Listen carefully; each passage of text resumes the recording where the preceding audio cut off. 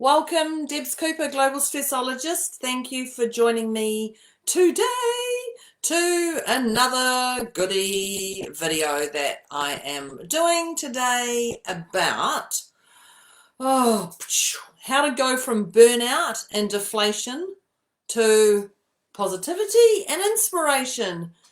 Oh, God, even just saying the word burnout just makes me go into burnout myself. So I'm just making sure we've got everybody here. Let me know if you're here live or if you're here on a replay would be fabulous. Thank you. And where are you in the world?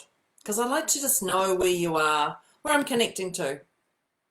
So when this topic got voted on this week, how to go out from burnout and deflation to positivity and inspiration, I was like, wow, this is a real great one to talk about, because to me burnout is really ugly and it can take you to that dark place. And yes, there's value in having burnout because it does awaken your senses to what's important to you, but there's another level of burnout, and it can take you into a dark hole that if you do not get yourself out, you can get stuck and go round and round and round on a spiral that is not, and I'm going to say not healthy for you. So, in fact, actually, when I was thinking about this, burnout actually can, just get this right, can actually age you. Ugh, for anybody who doesn't want to be aged yuckily, you can definitely get the old aging thing happening. In fact, burnout and deflation both age you. Okay, now that we've got that. Now that we're doing that, we're talking about youth, how to stay youthful. So going to inspiration and positivity, just inspired, warms you up. And it is totally achievable, because sometimes people go, oh, I'm not that type of person, or I couldn't be one of those people on TV, or I couldn't do this, or I couldn't do that, purely because they're going to comparing. But when you're inspired about something that you do and you just absolutely love it, your energy changes. And that's what it's about. It's about your energy. So I'm going to get you some tips. So grab your pen and paper and start writing. So tip number one, when you would like to move to that state, is actually acknowledgement. Acknowledge and accept. So there's your AAs straight away. Acknowledge the state you're in, and then accept it. Now, I'm going to talk to you about accepting it, but acknowledging it is already the first level of healing. As soon as you can go, actually, you know what? I'm in a ick state right now. I'm feeling a little bit deflated. I'm feeling burnt out. I'm feeling tired, any of that stuff. The moment you actually acknowledge that, there's a level your body goes, oh, thank you. Thank you. Because the first level of healing is actually acknowledging. And then when you accept it, you just go, oh, okay, this is what it is.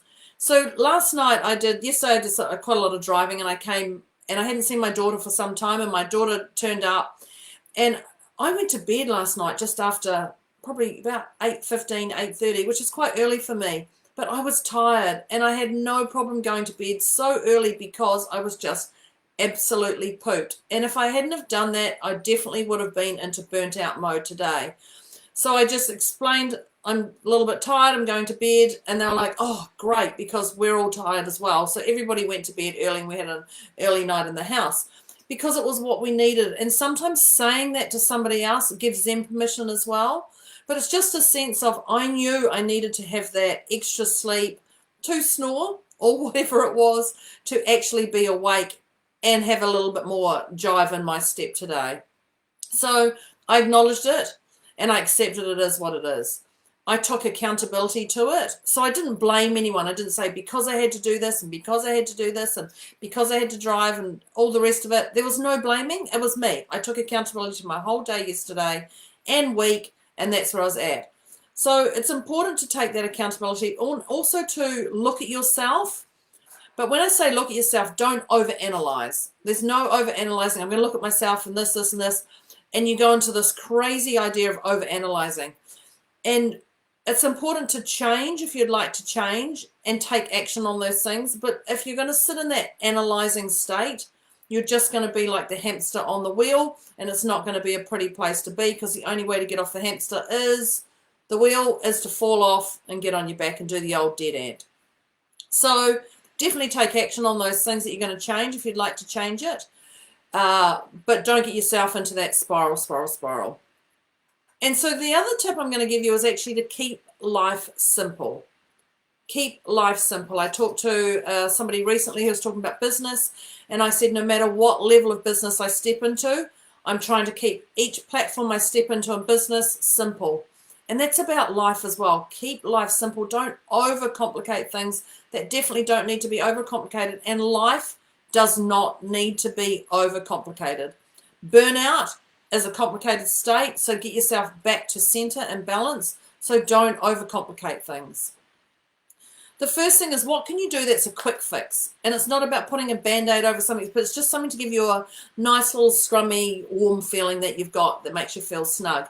So I love my candles. I'm forever lighting a candle, or in my office, and if you don't want to light a candle, you can take the lid off, and there's still a nice smell that goes on, especially if you put them in the windowsill. Anything like that. Perfume, I'm a smeller. I love beautiful, divine smells. Do things that make you feel lit up. When I got my hair done this morning, I don't do this. I have an amazing hairdresser who does my hair. And these are the things that actually light me up and keep me on that inspired path. Go for a walk outside. Get some fresh air. Stand on the ground. Ground yourself. Whatever it is for you. Have a shower. Even if you're in that burnt out state, have a shower. Sit on the ground in the shower. And if you feel everything's overwhelming, then definitely have a shower and just let it all go. If you want to get in there and cry and do whatever, just let it go. Just shower. And there's a sense of vulnerability when you're naked and in the shower. Well, I'm suspecting you're going to get naked when you're in the shower. You might not. You might want to get in your clothes, whatever. But there's just a sense of letting it go, seeing the water run down the drain. I love doing that as well. So what are those things that you can do that just make you feel that divineness instantly? My other tip is one of my favorites that you'll hear every single time I pretty much do my videos, and it starts with G. And it is gratitude. Gratitude is a real large role player in your ups and downs in the world. Whenever you're feeling inspired, whenever you're feeling deflated, anything, gratitude is the one that can pull you out of whatever state you're in. So be grateful for your ups and be grateful for your downs. Be grateful for your sideways. Be grateful for those around you. Be grateful for those not around you. Be grateful you had this opportunity. Be grateful you didn't get the opportunity. Be grateful people are challenging you. Be grateful people are supporting you. Gratitude will shift so much in your world. It will shift your mindset. It'll shift your physical body. It'll shift your energy around you. Gratitude is the quickest way to grounding yourself. Gratitude. G, gratitude. The next tip I'm going to talk about is starts with the letter C. I think it goes that way on camera. It starts with the letter C, and this is clear. And it's C-L-E-A-R. Get clear on what do you desire to your life. What do you desire your life to look like? What is it you can see? What is it you would love it to look like? Would you love to be in clean sheets every day and jump out of bed? Would you love to have a beautiful hot water running from the shower every day instead of it trickling with high pressure? What is it you desire your life to look like? Do you desire the sun out? Is that what you want, sun every day? You've also got to remember you've got to be realistic. I'll drop that one in there when I say sun every day. So what is it you desire your life to look like? Definitely look at others for inspiration, but don't look at others and compare yourself and go into that deflation mode. That's not a healthy place to be. So also know that social media, a lot of people portray only one side on social media and they don't show your other side. Know that everybody has both sides, that you yourself can be inspired and deflated in one day even. I can be inspired and deflated in one day. Whatever it is, somebody can give me a phone call and I can go straight from inspiration to deflation straight away. Things can happen just like that. You know those things. So look at what you'd like. Definitely look at other people if that's what it was. Oh, I'd like that, or I'd like to have that, I'd like that. But also be aware that that comparison is really ugly. But it's something to give you an idea. So it's wise to get clear on what you desire your life to look like. And remember, with that, you deserve this. I deserve this. I deserve whatever my life is to desire it to look like. And the same for you. So what are those things you desire it to look like? The other thing is I'm going to start with is the letter S, and this is called structure. So structure your day and night. Structure whatever you definitely want your life to look like, but what do you want your day to look like? So structure that. Put time in for that time to have something to eat. Put time in for that time to go for a walk. Put time in to connect with family on the phone or your friend or whatever it is. Put time in your day and put them into priority order, because you know when you've had a crazy day that you actually didn't structure your day the way you wanted it to be. So you might go, oh, today's just a great day. I'm going to lie on the couch and I'm going to watch my movies and I'm going to watch my Netflix and maybe read a bit of a book or something. And you're like, yeah, that's what I'm going to do. I'm not really going to do anything. I'm just going to hang out and let the day flow. Then someone goes, can I help you do this? Can you help me do this? I need you to do this. And can you quickly jump and help me do this? And all of a sudden your day goes to chaos, because shite does happen when you're not having a structure around you. And when you're structured and inspired, that shite comes in and it bounces off you. And it's all around your energy. So be aware of what energy you're putting out and what energy you've got coming into you. So the next tip I'm going to talk about is your T. And this is not your cup of tea. This is talking about your tribe. Your tribe. So look at your tribe, which is the people you have around you. Who are those people you have around you? Are they inspiring you? Are they deflating you? Are they helping you? Are they hindering you? Look at those people around you. Now, it's going to be a bit different if you are employed by somebody, because you often can't straight away change your tribe. If they are your boss, it's about having that clear communication. So if you're wanting something specifically from them, communicate. If you don't, then don't.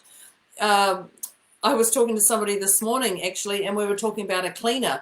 And they said, you know, if you want your cleaner to do something, then tell them you want them to do something. If you want them to not do something, then tell them. Because people don't know what you're wanting unless you have that clear communication. So who would have thought clear communication is actually the key? Yeah, this is all part of your inspiration. Absolutely, because if you don't have clear communication given or received, you do go into that burnout mode. Because what do they say? Assumption is yeah, we're not going to do that one. But assumption is making an ass of you and me. There you go. That's another way of putting it. So going back to that tribe, look at those people around you. And I know when people are employed, they're more likely to apply for a job and get that job than someone who's unemployed than applying for a job, because it's the energy they're putting out. So have a look at your energy as well with your tribe. Look at their energy, but also look at yours. What are you putting out and what are you receiving from that? And my second to last tip is actually going to start with the letter D. And this is not Deborah. And actually, we'll give you that as a last tip. But it's called delegate. Delegate, delegate, delegate. Delegate everything that doesn't light you up. If you are not having a glitter bomb from everything you're doing or what you're doing, then delegate that. Don't let that glitter bomb be coal that's rubbing on you. Ensure that you love doing that task. I love getting on camera and talking. I could talk for hours and I get restricted down to a certain time frame. But I could definitely talk to a client or to you for hours about certain things, because it's about helping you, whatever, getting the best you can do. But that also helps me. So that's my glitter bomb. You know, there's people who you know who you can go to about certain things. There's people you know who to avoid about certain things. So delegate everything that doesn't light you up. Now, when you delegate, I said it before, ensure that you have clear communication, because if you're delegating to somebody who has their own path of what they're doing, they may not hear you. So ensure you have that clear communication. Don't worry if you're going to offend them. If you think you're going to offend them, this is their emotional block. If you say, look, I don't like the way you do that, it's actually how you say it. Hey, there's another way I like to do this because it cuts out half the time. You may like to try it. So be empathetic and a little bit of heart for the other person, but also know that you're the one who's delegating that to them. They may have another option that's quicker. They may not. So giving advice is okay, but it's how you actually say it. You're not intentionally going to go out and make them feel bad by saying something. We know that. We know you're not going to do that, because that's not, you don't wake up and go, I'm going to be an a-hole today. You're not. No one does. Well, I'm sure no one does. Although, we do think about it. We do think that's what they've done. They've woken up and said that. No, they're on their own path. So when we think about positivity and inspiration, your shoulders come back, you're alive, and you actually get way more done in that certain time frame than when you're burnt out and deflated and someone gives you something else and you just want to go back to that. So I did a video last week about how to say no. Jump on and watch that, because I think that's a great one on how the art of actually saying no with grace and ease and being okay with it. But if you have any questions, then I'm here. Then I'm here for you. I'll put my timer if you want to book a time with me and just have a chin wag and offload some stuff, and I can give you some strategies. Then please do that, because there's nothing worse than getting yourself in that state, that pickle, and you can't get yourself out. So the last tip I'm going to give you is gratitude. Gratitude for all you have, gratitude for all you don't have, gratitude for the people in your world, gratitude for the people not in your world, gratitude for the list that you've got to get done today, and gratitude for the things that are not on your list. Gratitude will give you a quick fix in life that you can learn and love and sit in that inspired state for. So that's Debz Cooper signing off, Global Stressologist. If you love today's video, I would love you to share it. I'd love you to comment, but share it with those you care about. Share it with those who are burnt out. Share it with those who you think would love a little bit of inspiration. Share it with those you care and don't care about.